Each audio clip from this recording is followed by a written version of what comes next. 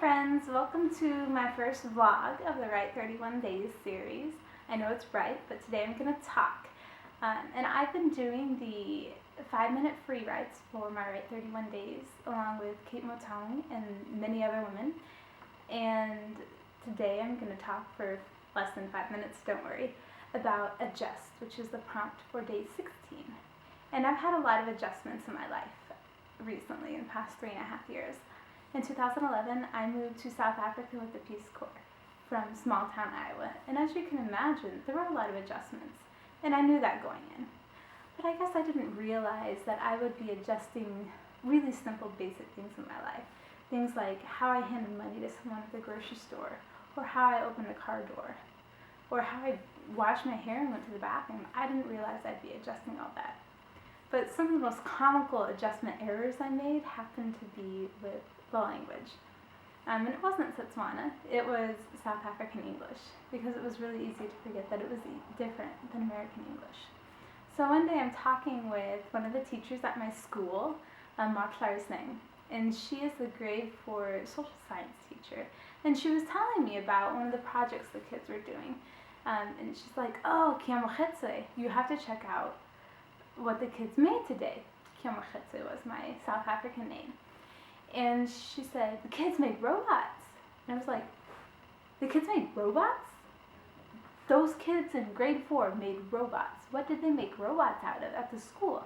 The school didn't really have resources. We barely had enough chairs and desks and books for all the students, let alone robot making kits. So I was flabbergasted. And she looks at me and she's like, they made it out of like cardboard and paper and the toilet roll tubes. And I was like, they made robots out of that? I've got to see this. I've got to see the robots they made. And she's like, okay, I'll bring one in. And she starts to leave. And she kind of gives me a funny look. So I think maybe something's up. And I say, wait, Matlarisneng, are you talking about those things on the roadside that when you're driving your car, they turn red or green to tell you when to go? And she's like, yeah, robots. And I was like, I'm sorry, that means something different in American English. And of course she wanted to know what that meant, and I kind of froze up trying to figure out how to explain a robot to this teacher who did not have a whole lot of scientific knowledge, because back during apartheid they weren't taught high-level science and maths. And I finally came up with this brilliant phrase. I was like, oh, a robot is like when you have something that looks like a human, but it's actually like a machine or a computer. And she's like, oh yeah, I've seen those on TV. No, they were making the robots that you see on the road.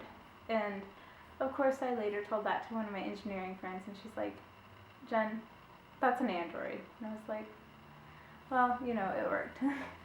But I had a lot of those kind of comical linguistic adjustments throughout my 2.5 years. And even coming back here in the US, I'm still adjusting. I tell people all the time, oh, I think this tomato's gone off. And they're like, gone off?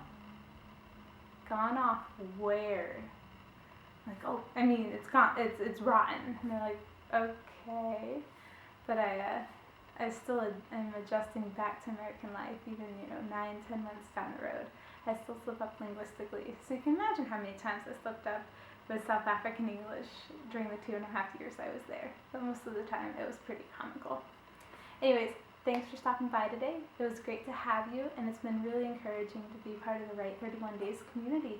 And if you want to share any linguistic faux pas you've made, maybe in another country or even here in the US or wherever you may be, go ahead and comment down in the comments, because usually it's pretty fun, right? Thanks again. Talk to you later.